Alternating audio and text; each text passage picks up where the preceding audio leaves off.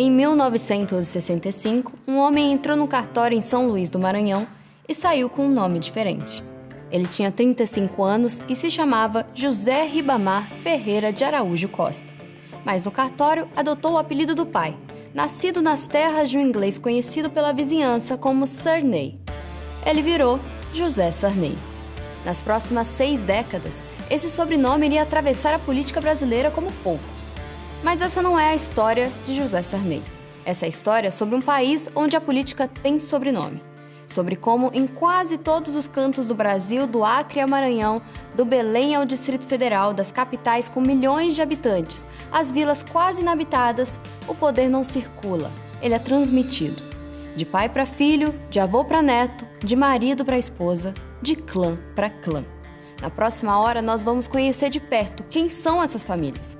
Vamos investigar como elas chegaram ao poder e como continuam no mesmo lugar. E vamos entender por que esse fenômeno não é uma anomalia. Essa é a nossa história. Essas são as famílias que governam o Brasil.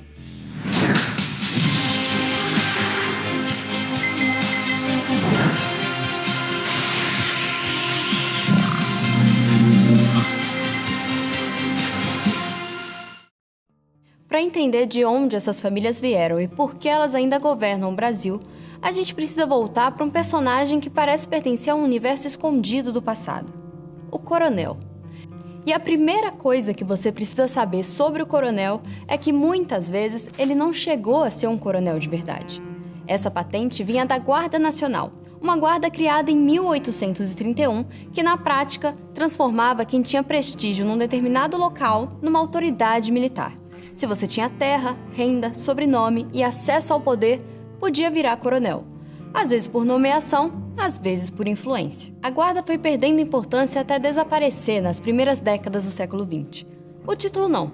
Ele foi engolido pela cultura política do interior.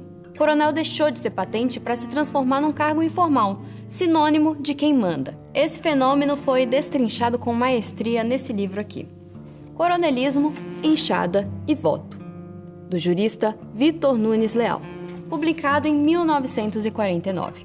Quase 80 anos depois, esse ainda é o livro que melhor explica porque algumas famílias governam pedaços do Brasil há gerações.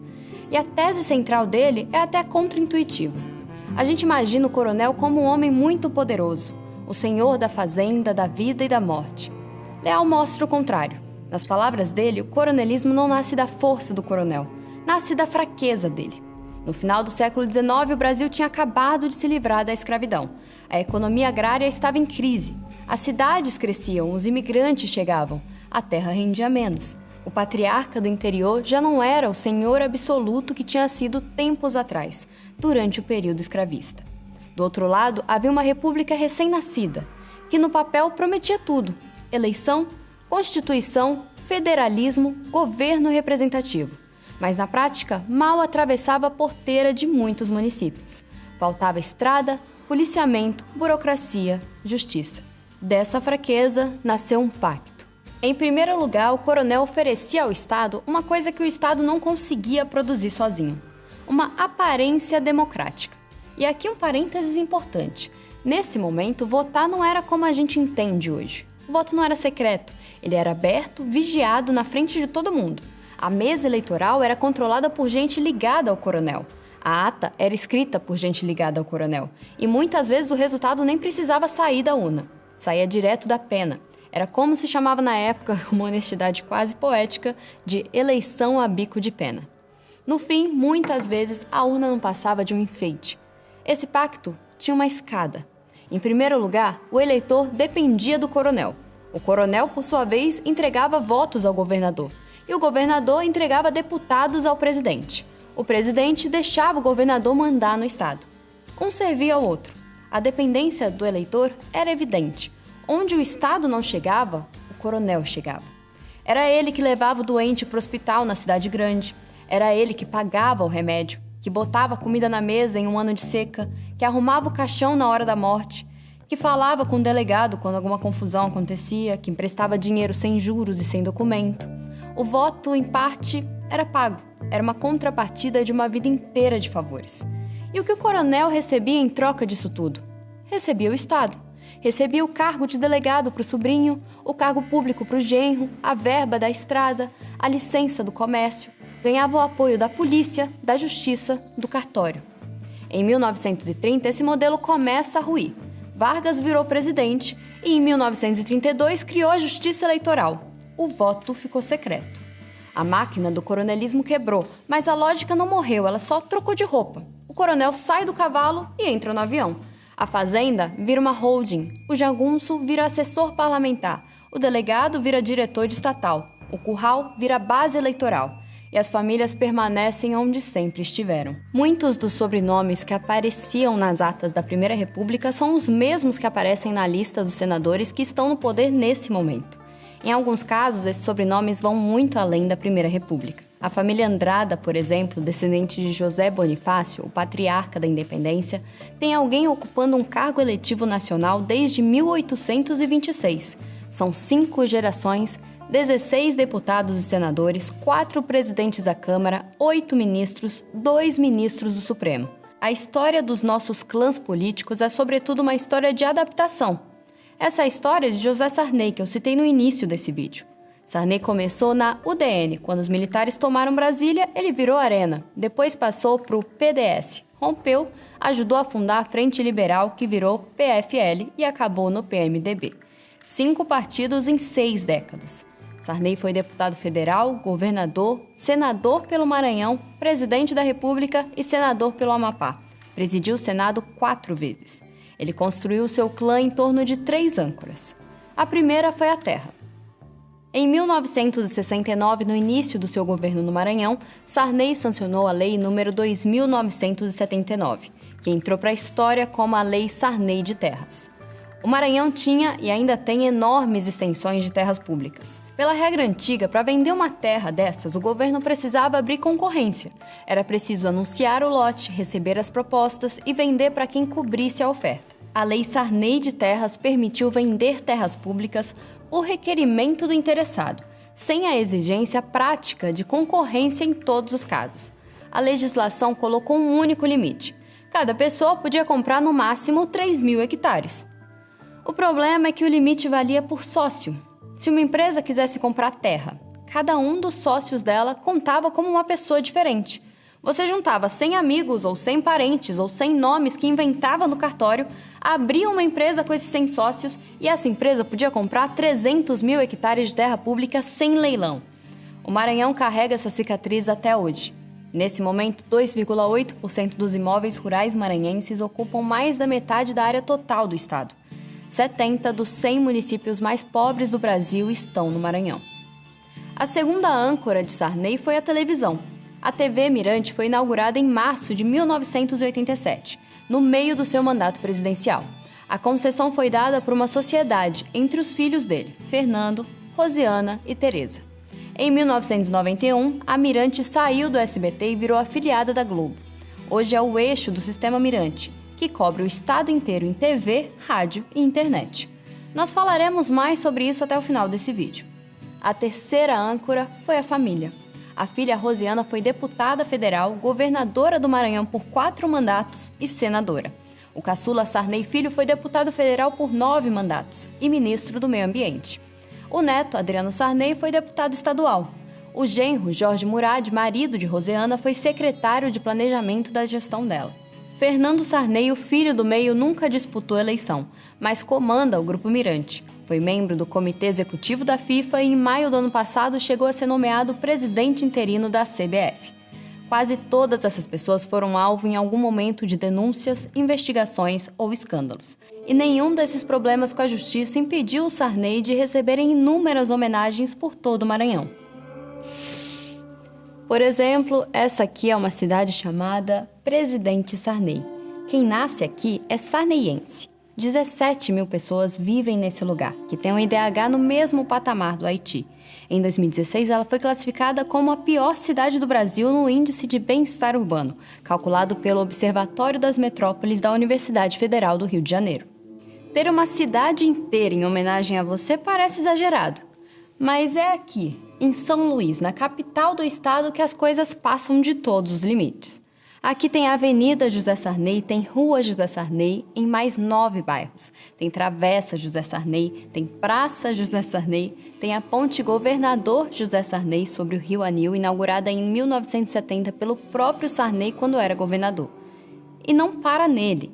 Há também o Tribunal de Contas Palácio Rosiana Sarney, a Rua Rosiana Sarney, a Travessa Rosiana Sarney, a Vila Rosiana Sarney, um bairro inteiro, a Escola Estadual Rosiana Sarney Murad, a Unidade Integrada Rosiana Sarney Murad, tem Avenida Sarney Filho, Rua Sarney Filho, Vila Sarney Filho, tem Maternidade Marli Sarney, em homenagem à esposa de Sarney, Rua Marli Sarney, Travessa Marli Sarney, Praça Marli Sarney. Tem também o Fórum Desembargador Sarney Costa, em homenagem ao pai do Sarney, e a rodoviária Quiola Sarney, em homenagem à mãe dele.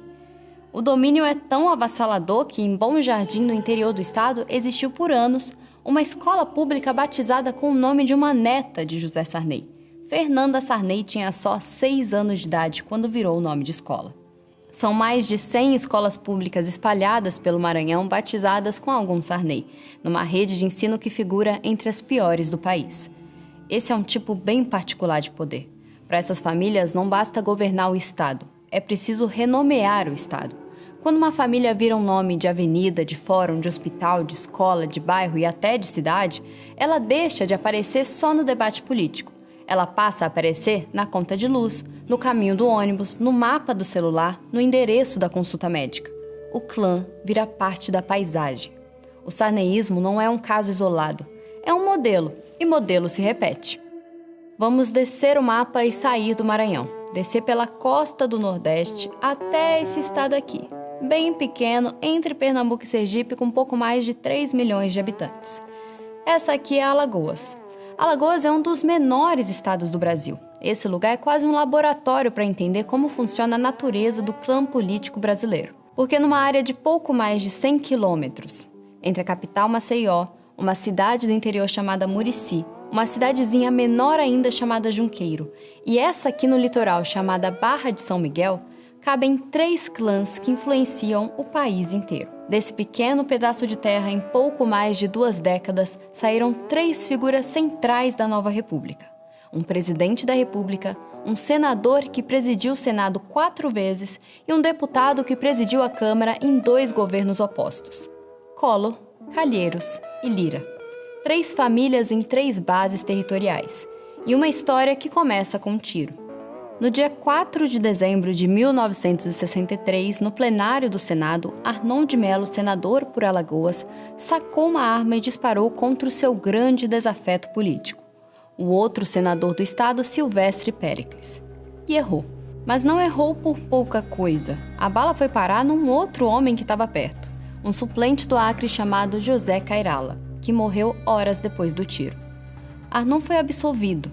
A tese que prevaleceu no julgamento foi a de crime acidental. É o único caso da história do Congresso brasileiro em que um senador matou outro homem dentro do próprio plenário e saiu sem ser preso. 26 anos depois desse tiro, no ano de 1989, o filho de Arnon, um homem chamado Fernando Collor de Mello, foi eleito presidente da República. O primeiro presidente civil eleito por voto direto em décadas. Também o primeiro presidente a sofrer um impeachment na nova república.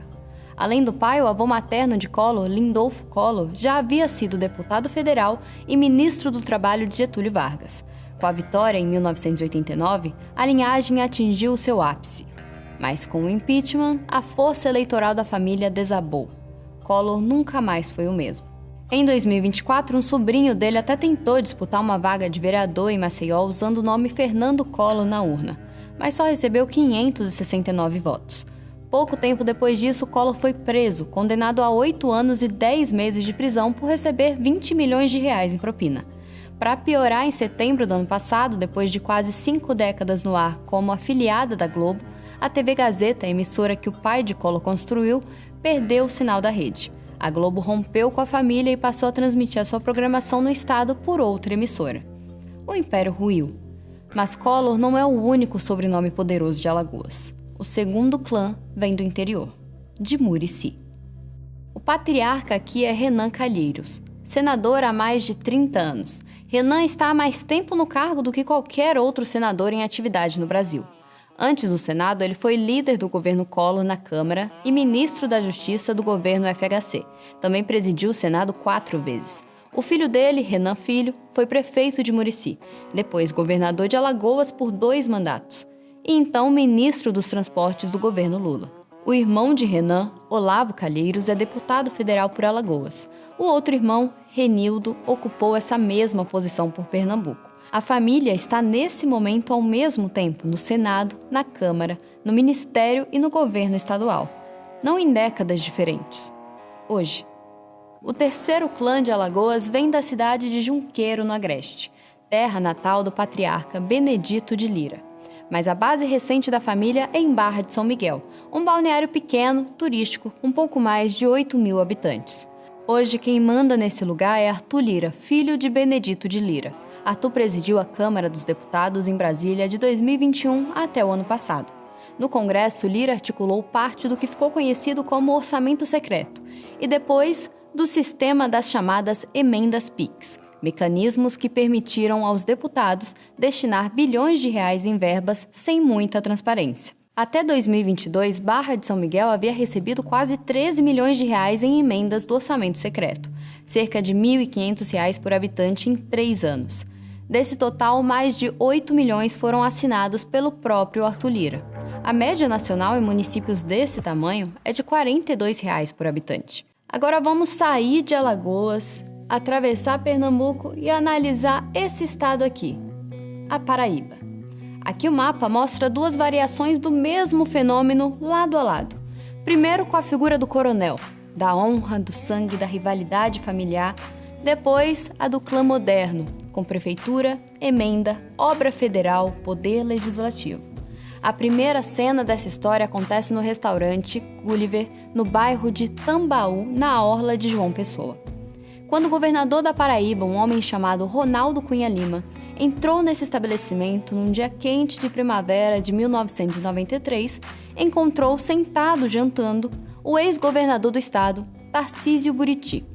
Os dois eram inimigos políticos. E dias antes, Buriti havia acusado publicamente o filho do governador, um deputado chamado Cássio Cunha Lima, de desviar verbas do combate à seca.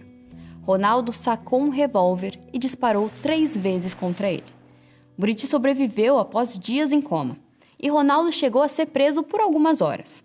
Ele renunciou ao governo no ano seguinte e, mais tarde, viraria deputado federal e senador antes de morrer em 2012 sem nunca ter sido condenado pelo crime. Esse não é o Brasil Império, não é a República Velha. Nós estamos em novembro de 1993. Foi praticamente outro dia. A base dos Cunha Lima é Campina Grande, a segunda maior cidade da Paraíba. Ronaldo foi prefeito, o filho Cássio foi prefeito, depois governador, depois senador. Romero Rodrigues, parente político do grupo, governou Campina Grande por 2 mandatos.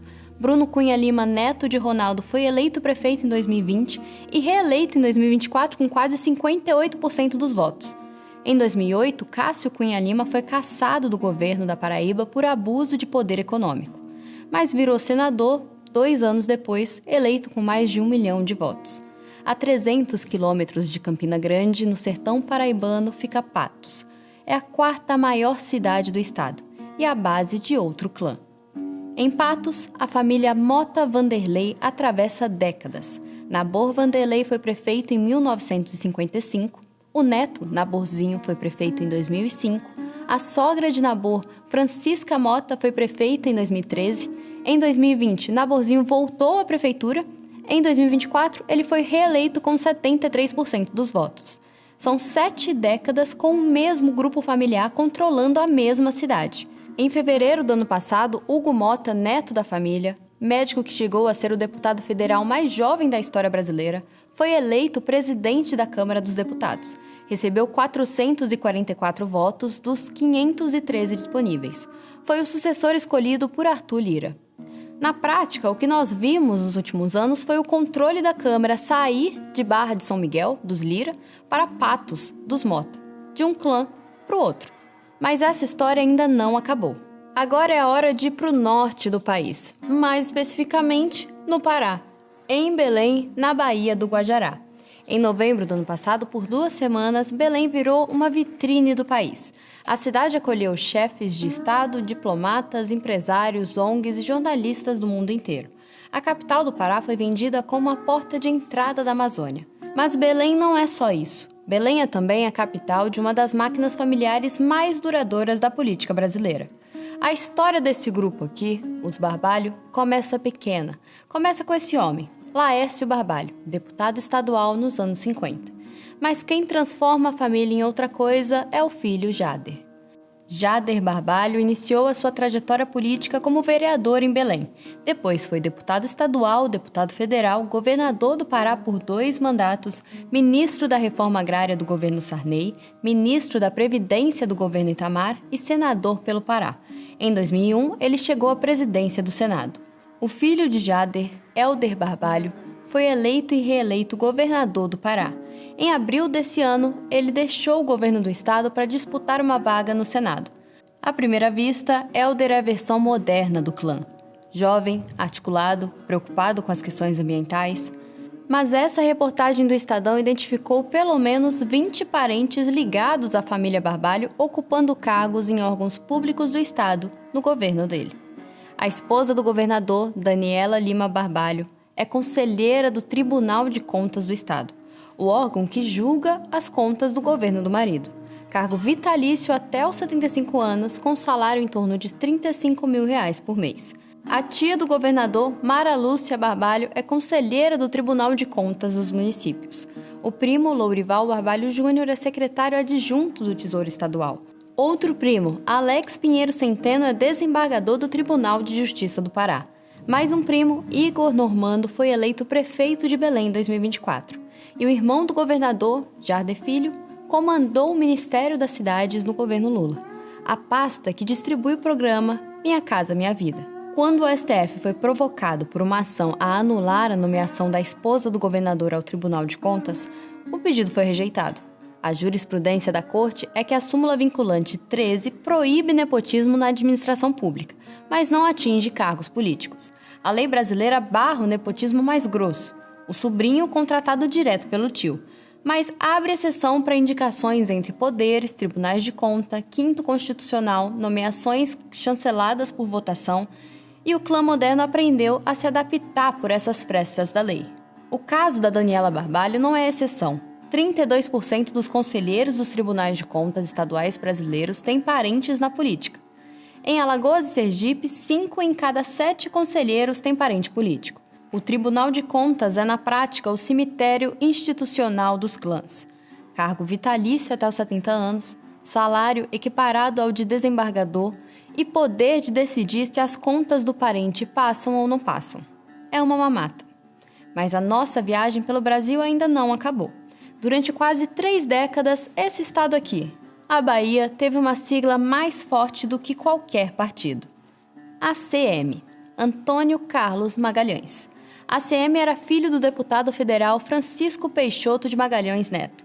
E o filho começou cedo, foi deputado estadual ainda na UDN, deputado federal, prefeito de Salvador, governador da Bahia 3 vezes, ministro das comunicações do governo Sarney, senador, presidente do Senado.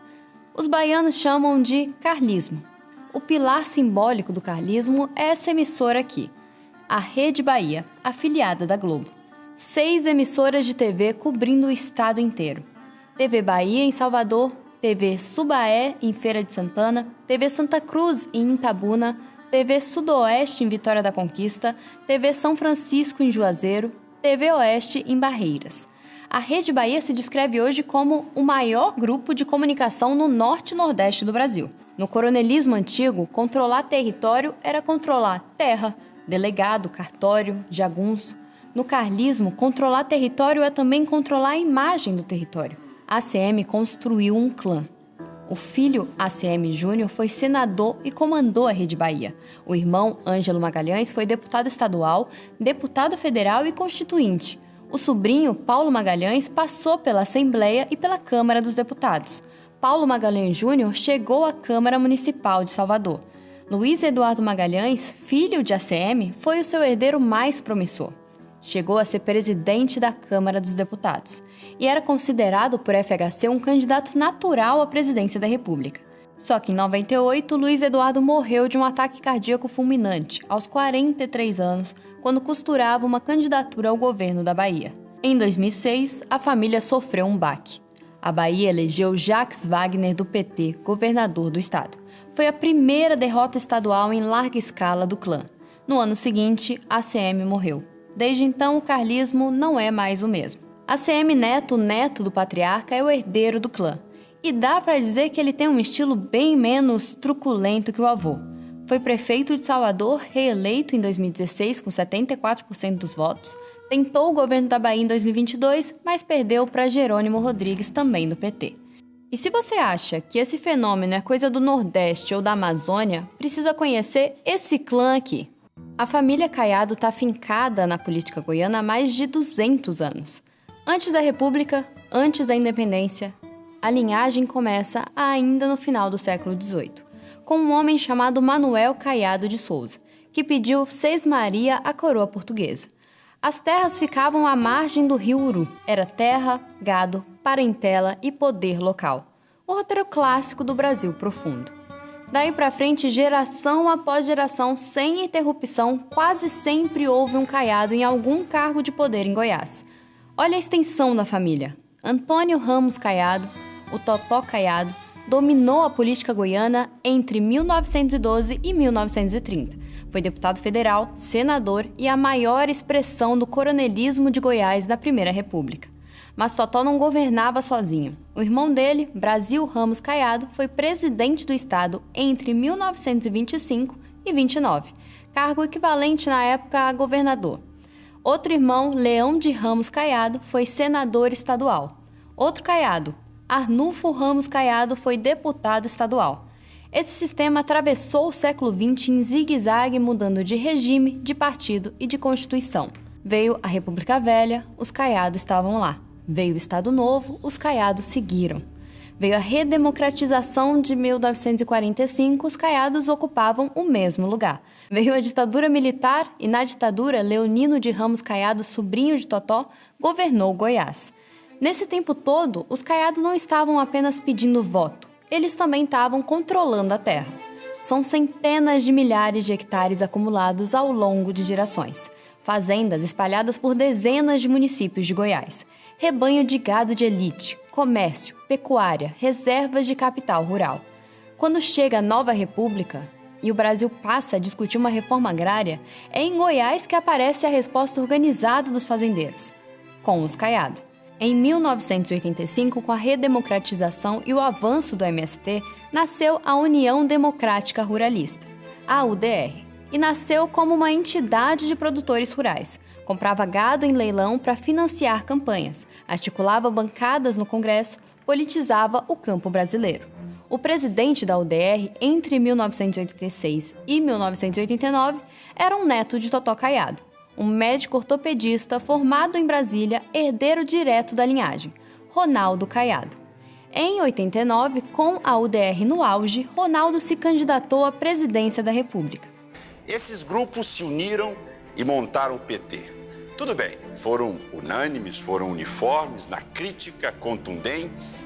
Quando eles chegaram ao poder, eu posso garantir que é o mais vistoso desastre administrativo já visto no Brasil. Teve menos de 1% dos votos, mas a candidatura cumpriu uma função maior. Nacionalizou o sobrenome e o projeto. Daí pra frente, quase tudo deu certo. 5 mandatos como deputado federal, senador, eleito e reeleito governador, as 2 vezes no primeiro turno. Em Goiás, os Caiado não precisaram abandonar a marca do campo para parecer modernos. Eles modernizaram a própria marca rural. Tudo que a gente viu até aqui, do Sarney no Maranhão aos Caiado em Goiás, obedece à mesma lógica. O clã nasce ancorado na terra, tem uma cidade ou uma região que é o seu reduto, uma economia local que sustenta sua base eleitoral, um patriarca que vira sobrenome e um sobrenome que vira marca. A família é dona do lugar antes de ser dona da política. E é dona da política porque é dona do lugar. Mas existe um caso recente que não obedece a nenhuma dessas regras. Não tem fazenda, não tem TV local, não tem 3 gerações de prefeitos, e mesmo assim, em 7 anos, virou um dos clãs mais poderosos da política brasileira.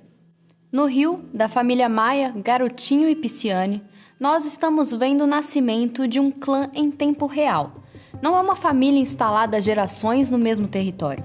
O clã não nasceu da terra, da televisão, da prefeitura ou do Tribunal de Contas. Os Bolsonaro vêm de outro lugar. Vêm da zona oeste do Rio de Janeiro. Campo Grande, Realengo, Bangu, Santa Cruz, Guaratiba, região historicamente associada a militares aposentados, classe média baixa, eleitorado evangélico. Jair Bolsonaro era capitão da reserva quando entrou na política. Tinha tido uma trajetória militar marcada por atritos com o próprio exército. Em 86, foi preso disciplinarmente após publicar um artigo na Veja reclamando de baixos salários da tropa. No ano seguinte, foi acusado de planejar explodir bombas em quartéis em protesto. Foi absolvido pelo Superior Tribunal Militar em 88 e foi para a reserva. No ano seguinte, foi eleito vereador do Rio. Em 1990, deputado federal. E aí ficou por 7 mandatos consecutivos. Durante quase 3 décadas, Jair foi um deputado de baixo clero da Câmara, até 2018, quando virou presidente da República. Os filhos seguiram seus passos. Flávio Bolsonaro, 01, começou como deputado estadual no Rio e chegou ao Senado. Carlos Bolsonaro, 02, virou vereador do Rio. Eduardo Bolsonaro, 03, foi para outro estado. Virou deputado federal por São Paulo. Chegou a ser o deputado mais votado do país. Jair Renan, 04, foi eleito vereador de Balneário Camboriú. Disputou o cargo usando como nome de urna Jair Bolsonaro, o nome do pai. E a expansão familiar não para nos filhos. Rogéria Bolsonaro, a primeira esposa de Jair, foi vereadora do Rio por 2 mandatos. Ana Cristina Vale, a segunda esposa, tentou carreira política no Distrito Federal. O mesmo fez Renato Bolsonaro, irmão de Jair, no circuito eleitoral em São Paulo. Comparado com tudo que falamos até agora, o caso Bolsonaro tem uma estrutura totalmente diferente. O ativo do clã é a ideologia. Os Bolsonaro governam porque carregam um conjunto de ideias que mobiliza o eleitor. A família não tem uma cidade como reduto, tem uma faixa do eleitorado brasileiro espalhada por todos os estados. Se o clã tradicional é vertical, preso num pedaço de geografia transmitido pelas gerações, o clã Bolsonaro é horizontal. Ele se espalha e se reorganiza onde aparece uma oportunidade. Não precisa de fazenda, nem de TV, nem de prefeitura no interior. Precisa de pauta. Por isso o sobrenome viajou. Eduardo foi para São Paulo, Jair Renan foi para Santa Catarina junto com Carlos. Em outros tempos, isso seria impensável. Um Calheiros não vira deputado por Pernambuco. Um Caiado não vira governador do Acre. Mas o clã ideológico não tem geografia. E é exatamente por isso que a família Bolsonaro é o caso mais difícil de prever. Porque ideologia se mantém ou se evapora muito mais rápido do que terra, do que TV e do que Tribunal de Contas. A geografia dos clãs políticos é, na larga medida, a geografia do Brasil. As mesmas famílias que ajudaram a construir o Brasil profundo, as estradas, as escolas, os hospitais, os portos, os polos industriais, as redes de comunicação, construíram em paralelo redes pessoais de poder que limitam até hoje a renovação política do país. E essas redes funcionam como um circuito fechado. Quando uma família passa décadas no mesmo cargo, ela aprende muitas coisas. Aprende a captar verba federal, aprende a financiar campanha, aprende a indicar parentes para o Tribunal de Contas, aprende a transferir voto para o filho. Isso significa, na prática, que prefeitos de família política devem ser melhores no cargo do que prefeitos sem família política.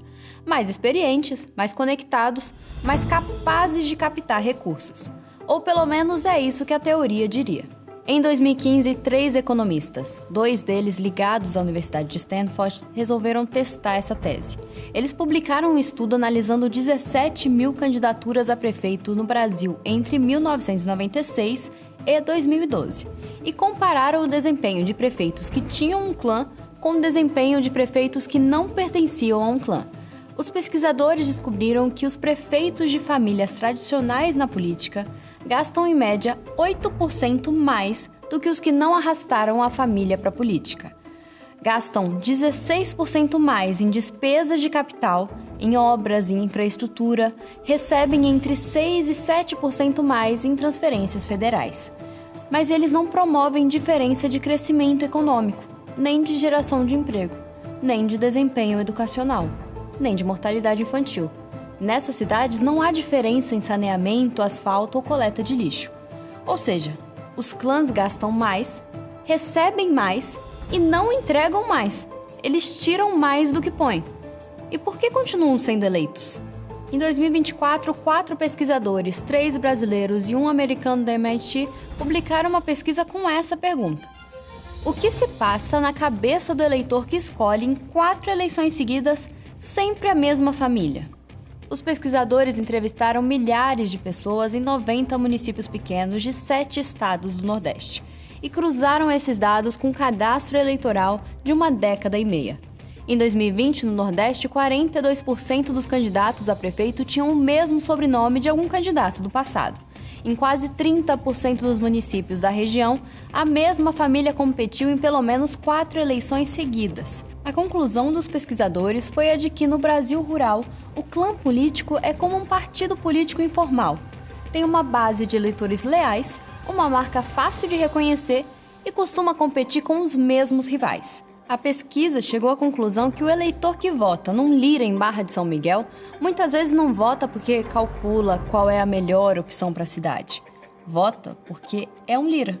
Aquele sobrenome é como se fosse o time dele nessa competição.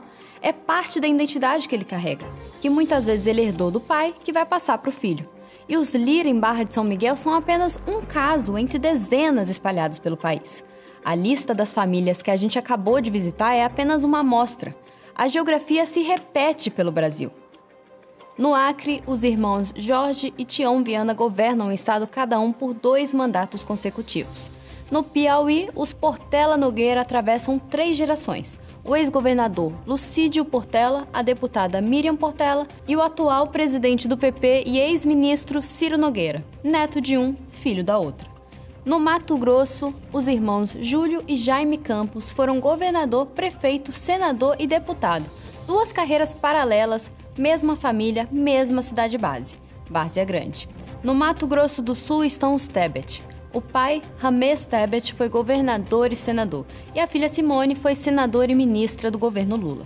No Distrito Federal, Joaquim Roriz foi governador 4 vezes. As filhas dele, Jaqueline e Liliane, viraram deputadas. No Ceará, os irmãos Cid Gomes e Ciro Gomes foram governadores, ministros e prefeitos. Ivo Gomes, irmão deles, foi prefeito de Sobral, cidade base do clã, por 2 mandatos. Em Rondônia, o senador Valdir Raupp e a esposa Marinha Raupp ocuparam ao mesmo tempo cadeiras no Senado e na Câmara. Em muitos desses casos, em algum momento, aparecem os mesmos elementos. A família, num dado momento, ganha o controle de uma emissora de TV, ou de uma rádio, ou das 2 coisas. É o que a gente chama de coronelismo eletrônico. A Constituição de 88 proíbe que parlamentares recebam concessões de rádio e TV. O artigo 54 é explícito. Deputados e senadores não podem firmar nem manter contrato com pessoa jurídica de direito público.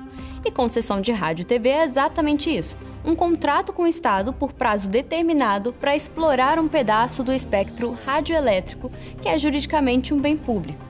Mas a regra tem uma brecha: a possibilidade da concessão não ficar em nome do parlamentar, ficar em nome da esposa, do filho, do pai, do irmão, de uma sociedade familiar com 5 sobrenomes diferentes.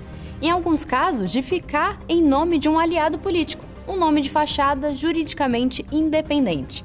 O Brasil, na prática, decidiu que tudo isso é legal. Foi durante o governo Sarney que o nosso país viveu o que ficou conhecido como a farra das concessões. Centenas de outorgas de rádio e TV foram emitidas pelo Poder Executivo nesse período.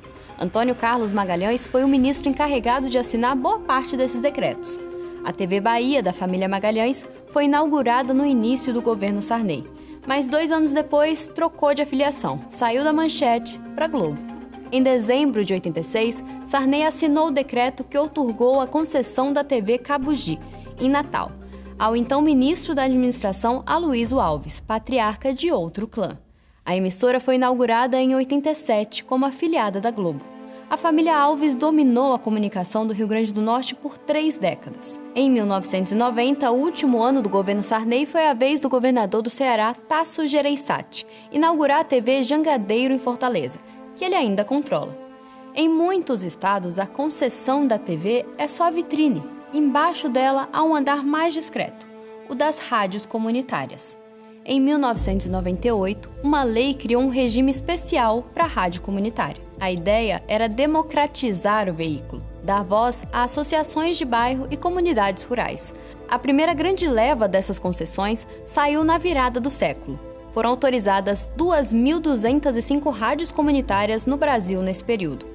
Dois pesquisadores, Benício Lima e Cristiano Aguiar Lopes, cruzaram a lista dessas rádios com cadastros eleitorais e descobriram que mais da metade delas tinham algum vínculo político-partidário identificável. Igreja ligada a vereador, associações de bairro ligada a deputado, cooperativa ligada a prefeito. Mas é na concessão de TV que essa associação fica mais nítida. Por exemplo, há gerações o Rio Grande do Norte é governado por 3 famílias: os Maia, os Alves e os Rosado. Os Maia detêm a TV Tropical, em Natal, afiliada da Record. O sócio principal da emissora é José Agripino Maia, ex-governador e ex-senador por 3 mandatos. O outro sócio é o filho dele, Felipe Maia, ex-deputado federal. Em torno da TV Tropical, a família estruturou, ao longo dos anos, uma rede de rádios espalhadas pelo interior. Os Rosado mantêm a TV Mossoró. O clã é antigo. Jesuíte Rosado foi prefeito de Mossoró 3 vezes. Rosalba Ciarline Rosado foi governadora do Rio Grande do Norte.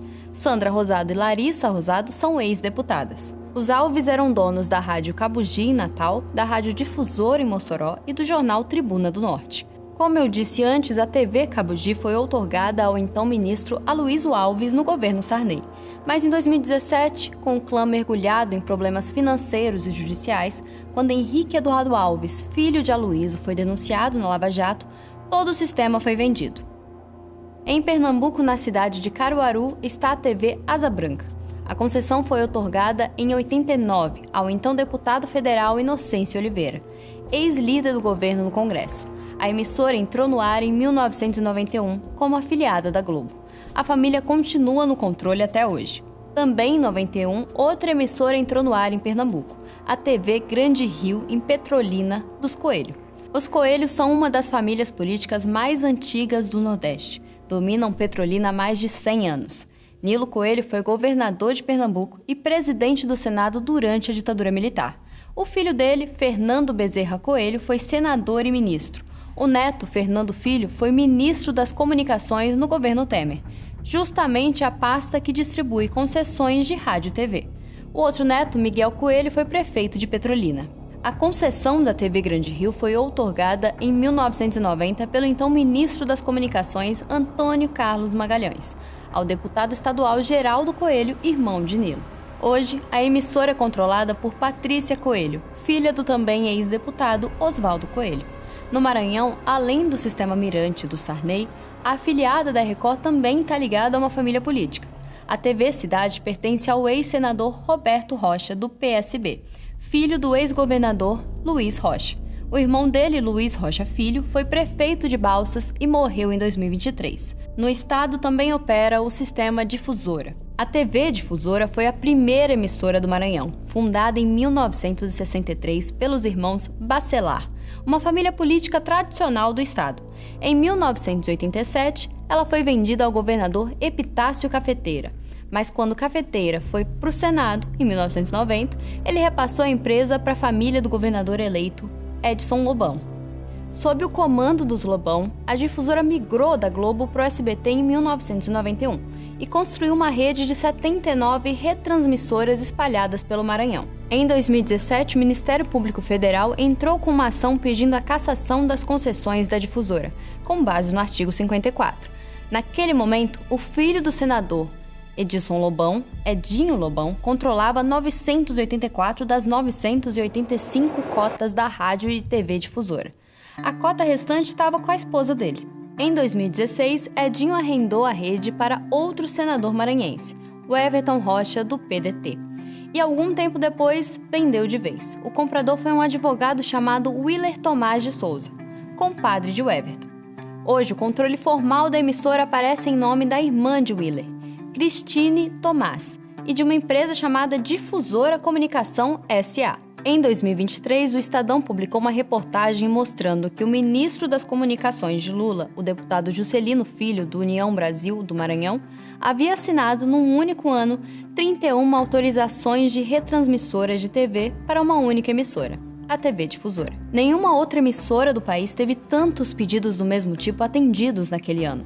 Enquanto 9.650 pedidos de retransmissão tramitavam no Ministério das Comunicações, os pedidos da difusora foram aprovados em prazo de 5 a 8 meses.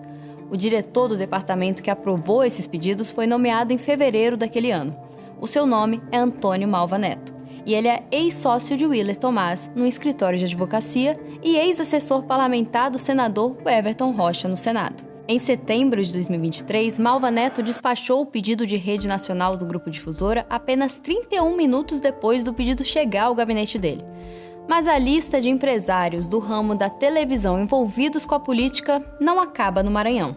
Em Alagoas, os calheiros também construíram um sistema de comunicação, mas essa história é diferente.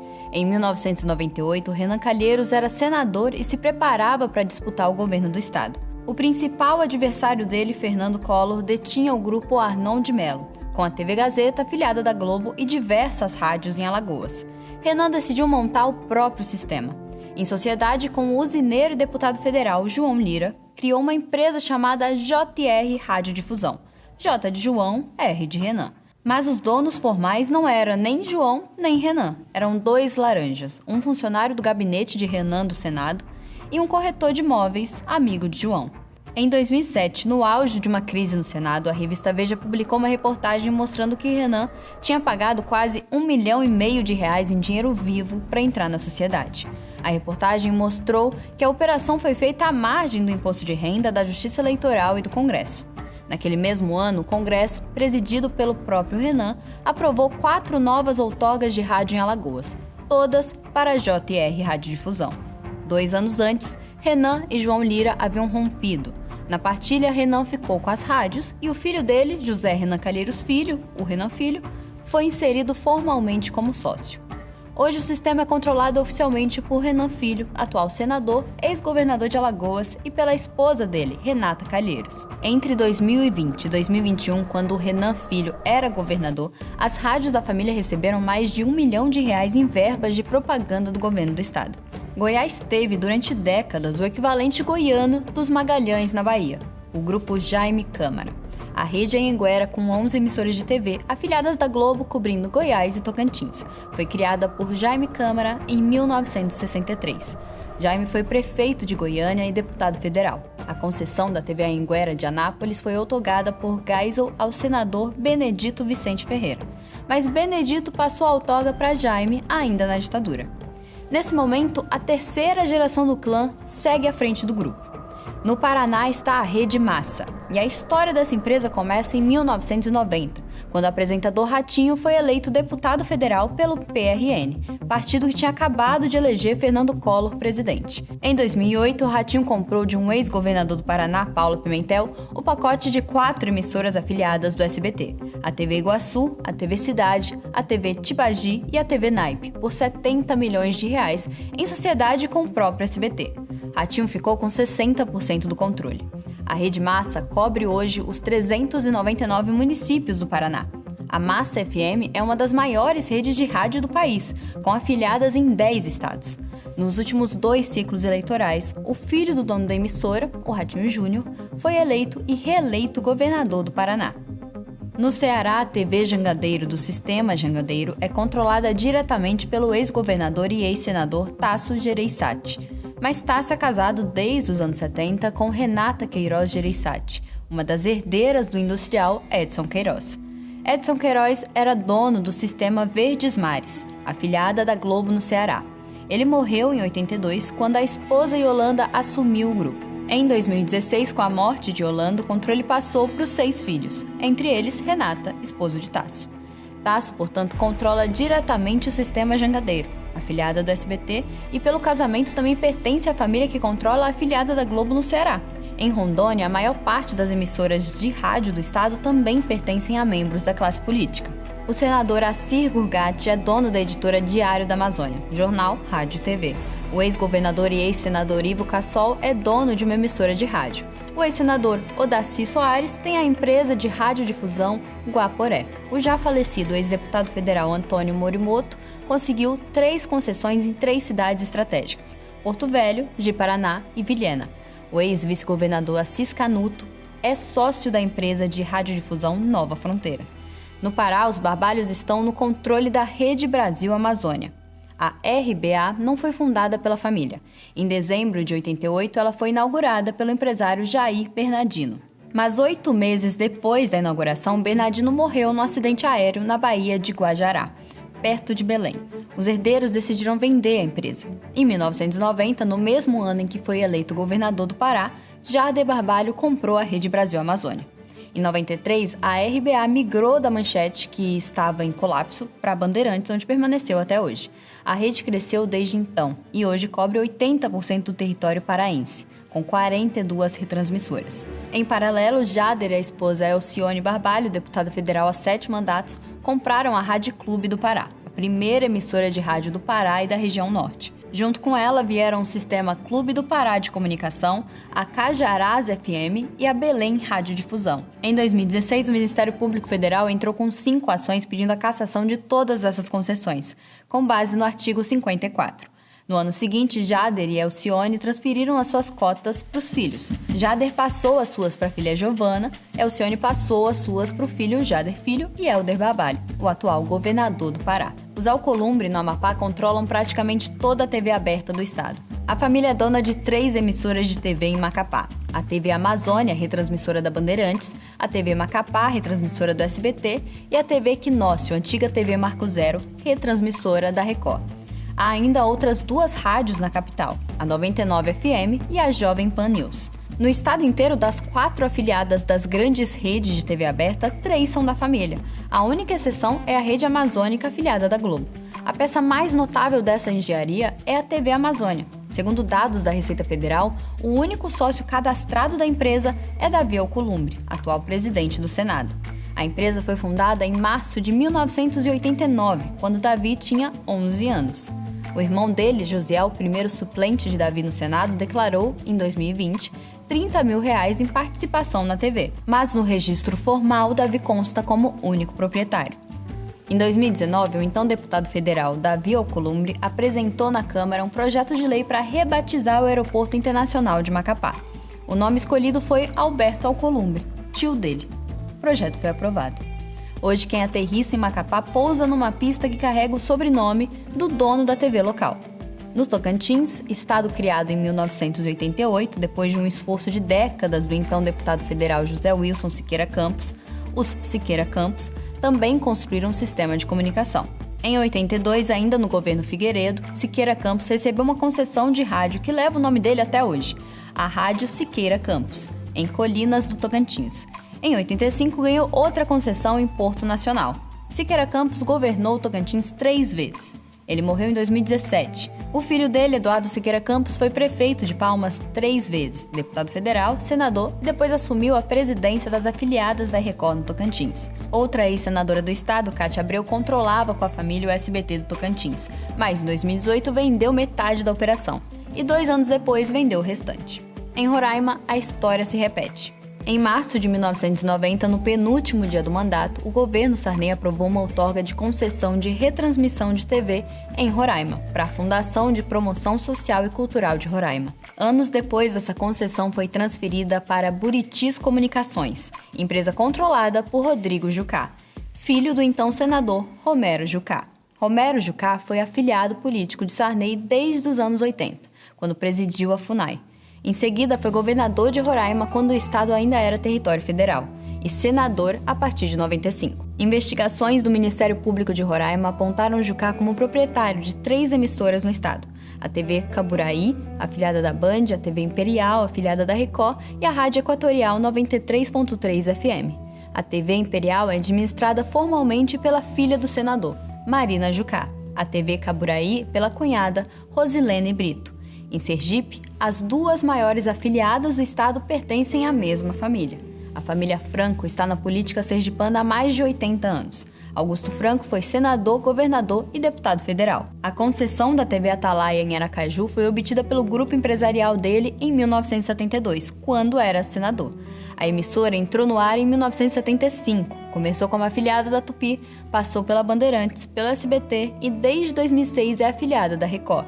Hoje é controlada por Walter Franco, filho de Augusto, e pelo neto Augusto Franco Neto. A TV Sergipe, afiliada da Globo, tem uma origem diferente. Foi fundada em 1971 por um grupo de 10 sergipanos, mas em 81, Albano Franco, filho de Augusto, comprou a emissora. Hoje a TV Sergipe é controlada pela viúva e pela filha do irmão de Albano, César Franco. Tá tudo em família. Deu desânimo? Tudo o que a gente viu até aqui, os clãs, as concessões transferidas para os filhos, os tribunais de contas nas mãos das esposas, tudo isso poderia parecer aleatório. 27 estados, 27 histórias. Mas não dá para dizer que tudo isso é uma grande coincidência, porque essas coisas acontecem justamente no nosso país. Porque as mesmas 200 famílias atravessam 500 anos de história brasileira ocupando os mesmos lugares de poder. Porque essa é a nossa história. Em 1534, antes da palavra brasileiro significar alguma coisa, o rei de Portugal, Dom João III, tomou uma decisão administrativa. Ele pegou o mapa da colônia recém-descoberta e dividiu o território em 15 faixas paralelas, que iam do litoral para o interior. Em seguida, ele entregou cada uma dessas faixas para um homem diferente. Esses homens não eram funcionários do rei. Eles ganhavam o direito de administrar a faixa como se fosse propriedade privada. Podiam cobrar impostos, distribuir terras, abrir vilas, julgar disputa, comandar tropa e, na hora da morte, passar tudo para o filho. Você aprendeu isso na escola. Essas faixas se chamavam capitanias hereditárias. O Brasil, antes de ser Brasil, nasceu como uma colônia em que 12 famílias receberam por carta do rei o direito de governar pedaços de um continente e de transmitir esse direito através dos séculos. A maior parte dessas capitanias fracassou.